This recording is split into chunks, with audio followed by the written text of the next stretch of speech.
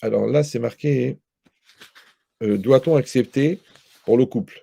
Doit-on accepter pour l'autre, même faire quelque chose qui ne m'intéresse pas ou que je n'ai pas l'habitude de faire? D'accord? Il est comme par exemple une sortie culturelle. Donc ça, c'est très important. Vous savez très bien que d'un côté, on se marie avec quelqu'un parce qu'elle est différente et d'un autre côté, on peut avoir aussi tous les conflits qu'on peut avoir, c'est à cause de la différence. Donc la question, est-ce que la différence va créer un mur ou la différence va créer un pont? Dit cette logique, l'exploitation de la différence, en vérité, il faut avoir en tête que la femme, c'est la moitié de la neshama du mari. Le mari, il contient la moitié de la neshama de la femme. Donc en vérité, on fait un au niveau de la neshama.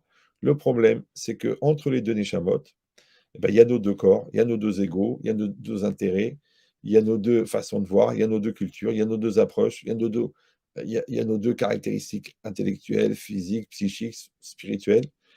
Et là, toujours la question, qu'est-ce qu'on fait avec la différence? Il dit en vérité,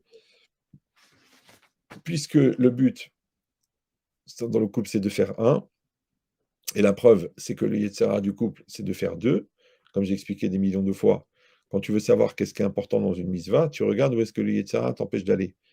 Donc il y a une très grande mitzvah d'étudier la Torah, bah alors les trois quarts des juifs n'étudient pas.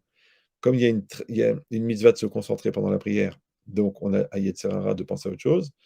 Comme il y a une mitzvah de lire le Krat Shema doucement en prononçant chaque mot, donc il y a un Yetzirah de le lire très vite puisqu'on le connaît par cœur. Donc à chaque fois, le Yetzirah, il nous montre au fond qu'est-ce qui est important. Et ben dans le couple, oui, le but du couple, c'est de faire un. Donc le Yetzirah, c'est de faire deux.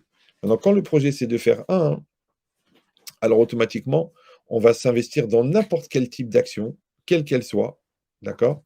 Pourquoi? Pour fabriquer de la solidarité, pour fabriquer de la communion, d'accord?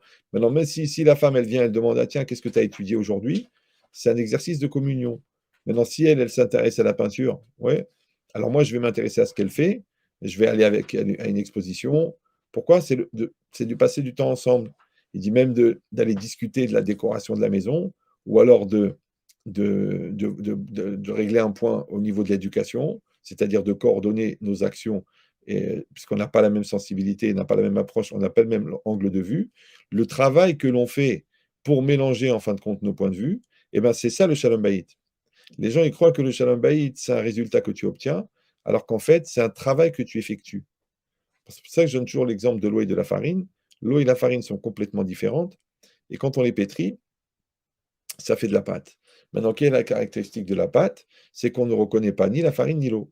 Donc c'est pareil, si moi, je veux grandir dans mon couple, eh ben, il faut que je fasse un effort de sacrifice et de changement pour mon couple. Et elle aussi, elle va changer pour le couple. À ce moment-là, les deux, on se retrouve à l'intérieur du couple. Il dit, mais maintenant, ce n'est pas une façon de s'annihiler, c'est une façon de faire un avec l'autre. De la même manière qu'un enfant de 8 ans, vous jouez au foot avec lui, un enfant de 18 ans, vous parlez de choses importantes.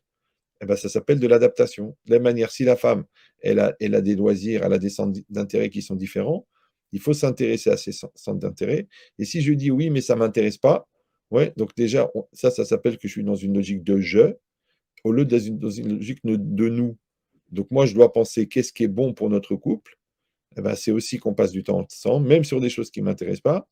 Et ça demande de travailler son ego, son orgueil, de travailler son égoïsme, d'accord? Et de mettre la priorité sur le couple plutôt que sur les détails personnels sur lesquels qu'il faut dépasser justement, parce que comme j'ai expliqué un million de fois, ça fait partie de la règle que pour créer un amour commun, il faut détruire deux amours propres.